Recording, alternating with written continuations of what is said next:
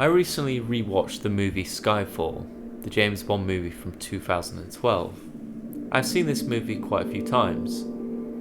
I've even saw it in the cinema when it was released. But something caught my eye in my most recent rewatch, and it's just how great and evil a villain that Silva is. You see, from the obvious, Silva's actions are to sow chaos and destruction to hurt M. He has the identities of agents uncovered and leaked, blows up M's office, killing a few people, kills his partner who he manipulated, believing she would have a better life without even blinking, and begins attacking M directly. These are obvious, but what made me realise Silva's actions are even more evil than I first realised?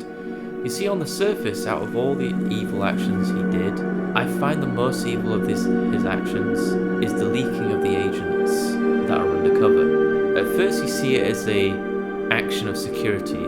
By completely blowing the covers of these people, they are in massive danger. We see a clip of an agent getting beheaded. That person was the lucky one, in my opinion. Why lucky, you ask? Well, it all goes back to Silva's speech to M, where he talks about how he was tortured for 5 months, realising M wasn't going to save him, and he tried to end his life with his cyanide capsule. But he lived. His insides damaged, he was in terrible pain, and he was disfigured. So he escaped. His focus was pure revenge, planning everything out to the detail. But again, I go back to why the leaking of the agents undercover was the most evil of his actions.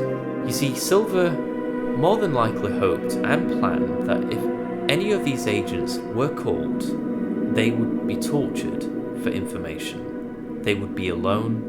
MI6 would not be able to save them, forcing them to build a hatred towards M. And if they took their cyanide, they would die. But what if, in some way, these agents survived and escaped? This would create more people like Silva, and that is just how evil Silva's act is. By releasing these names, he has a higher chance of creating more people like him. If there is a chance he would fail, someone would take over. It's not the act of him torturing someone, twisting them into a point of view, but rather distantly twisting someone into a monster by simply clicking a button. That is horrifying. So after my most recent rewatch, of all the things Silva did, I see the leaking of the agents' names as his most evil action. What do you think? Would you agree that Silva was a great villain? Anyway, I'm the Rising Fawn. Good night, and take care.